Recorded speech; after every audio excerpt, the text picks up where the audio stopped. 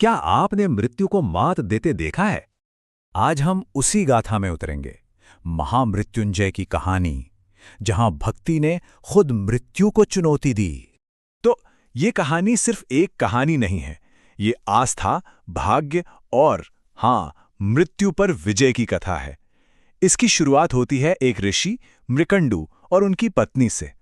उनकी बस एक ही सबसे बड़ी इच्छा थी, एक संतान की।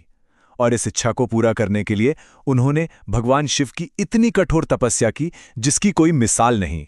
अब सोचिए, उनकी तपस्या से प्रसन्न होकर भगवान शिव तो प्रकट हुए, पर उन्होंने जो विकल्प सामने रखा वो किसी भी माँ बाप के दिल को दहला दे। उन्होंने पूछा, तुम्हें कैसा पुत्र चाहिए? एक वो जो 100 साल जिए पर बिल्कुल साधारण बुद्धि का हो, या फिर एक ऐसा बेटा जो जिएगा तो सिर्फ 16 साल मगर ज्ञान और भक्ति में उसकी बराबरी कोई नहीं कर पाएगा। ऋषि मृकंडू ने एक बहुत बड़ा फैसला लिया। उन्होंने उम्र से ज्यादा ज्ञान को चुना और उनके घर एक बालक ने जन्म लिया जिसका नाम रखा गया मार्कंडेय। जैसा वरदान था बिल्कुल वैसा ही हुआ। मार्कंडेय की बुद्धि और ज्ञान का तेज हर तरफ फैलने लगा, पर एक डर था जो हर बीतते दिन के साथ बढ़ रहा था। जैसे जैसे मार्कंडेय अपने 16वें साल के करीब पहुंच रहे थे, उनके माता पिता का दिल बस डूबता जा रहा था। और फिर वो दिन आ ही गया, नियति का वो दिन, मार्कंडेय का 16वां जन्मदिन। और जैसा तय था, मृत्यु के देवता यमराज उनके प्राण लेने के लिए पृथ्वी पर आ पहुंचे। लेकिन उस वक्त मार्कंडेय को इन सब की कोई खबर ही नहीं थी।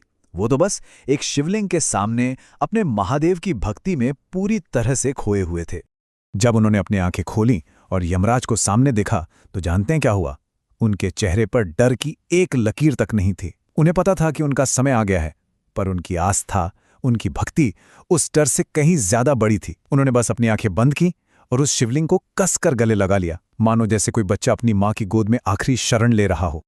अब यमराज तो अपने कर्तव्य से बंधे थे, उन्हें अपना काम करना ही था।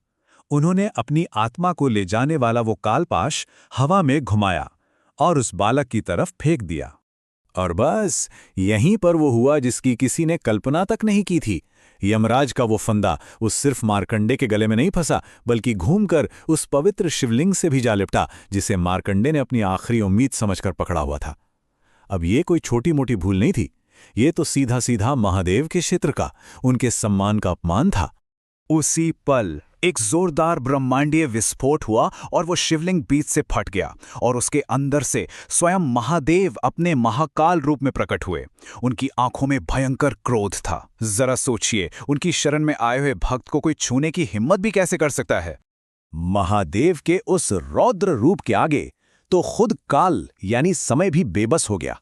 उन्होंने यमराज को हराया, और सिर्फ हराया नहीं, उस बालक के लिए समय का पहिया ही रोक दिया। यही वो पल है जो हमें बताता है कि सच्ची भक्ति में इतनी ताकत होती है कि वो लिखी हुई किस्मत को भी पलट सकती है। अपने भक्त की ऐसी अटूट श्रद्धा देखकर महादेव का गुस्सा भी शांत हो गया। उन्होंने यमराज को तो जीवनदान दिया ही, पर साथ ही मार्कंडेय को एक ऐसा वरदान दिया जो सबसे बड़ा था, चिरंजीवी होने का वरदान। यानी वो हमेशा 16 साल के ही रहेंगे, अमर। और कहते हैं कि भक्ति और संकट के इसी एक अद्भुत पल में दुनिया को वो महामंत्र मिला जो मृत्यु पर भी जीत दिला सकता है, महामृत्युंजय मंत्र। तो ये थी ऋषि मार्कंडेय की कथा, एक ऐसी कहानी जो हमें दिखाती है कि विश्वास और आस्था में आखिर कितनी शक्ति होती है। अब चलिए इस कहानी के सार को, इसकी दिव्य ऊर्जा को हम सब मिलकर महसूस करते हैं। अब इस पवित्र मंत्र की शक्ति को स्वयं महसूस करें। ॐ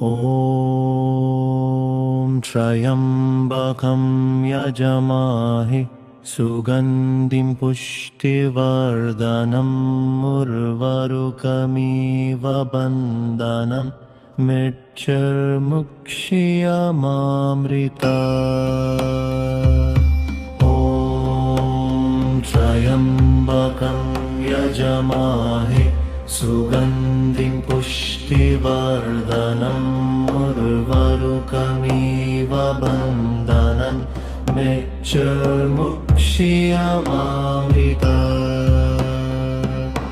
ॐ त्र्यम्बकं यजमामहे सुगन्धिं पुष्टिवर्धनम्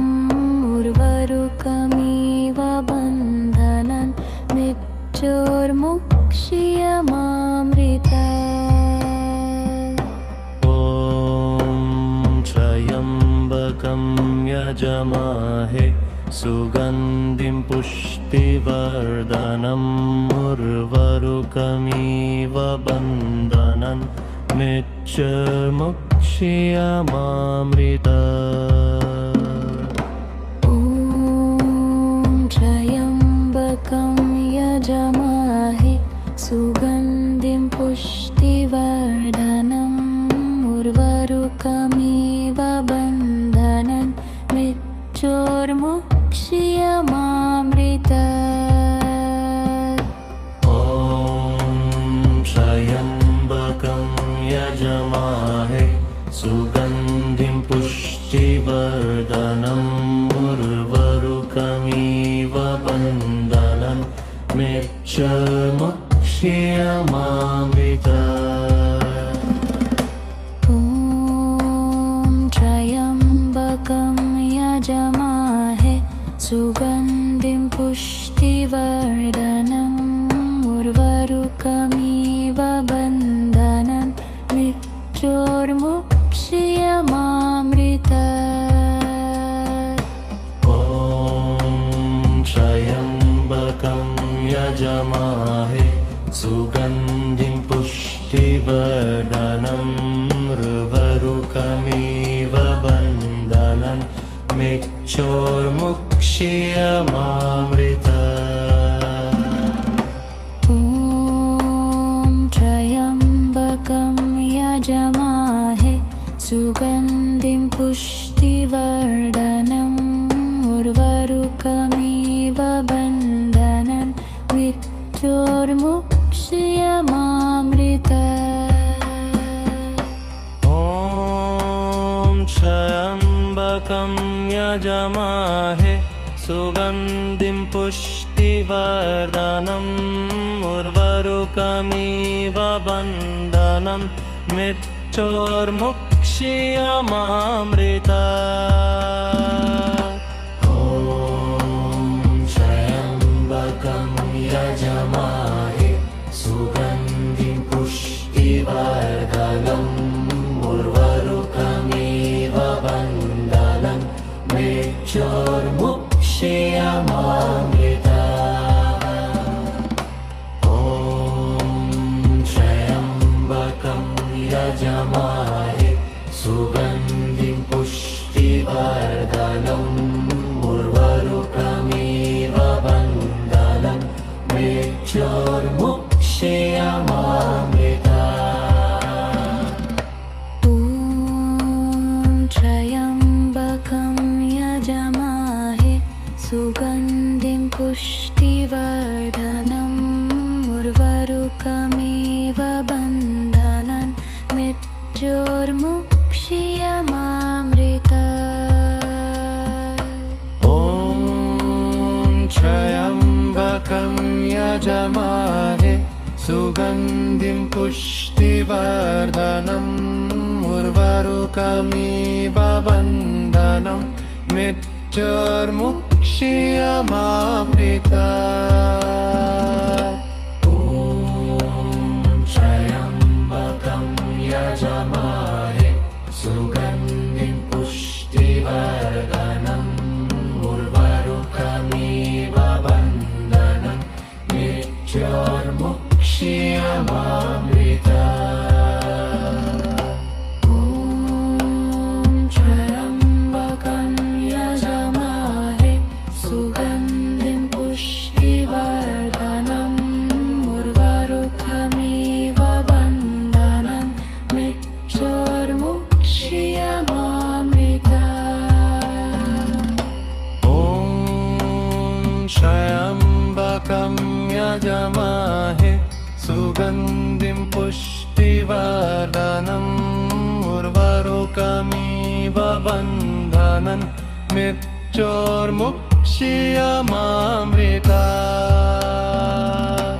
ॐ त्र्यम्बकं यजमाहे सुगन्धिं पुष्टिवर्धनम् उर्वारुकमिव बन्धनं मृत्युर्मुक्षीयमामृता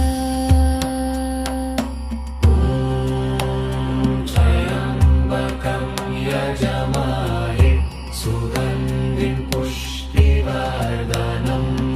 उर्वारुकमिव बन्धनं मृत्योर्मुक्ष्यमामृता ॐ त्र्यम्बकं यजमाहे सुगन्धिं पुष्टिवर्धनम् उर्वारुकमिव बन्धनं मृत्योर्मुक्ष्यमामृता ॐ त्र्यम्बकं यजमाहे सुगन्धिं पुष्टिवर्धनम् उर्वारुकमिव बन्धनं मृत्योर्मुक्ष्यमामृता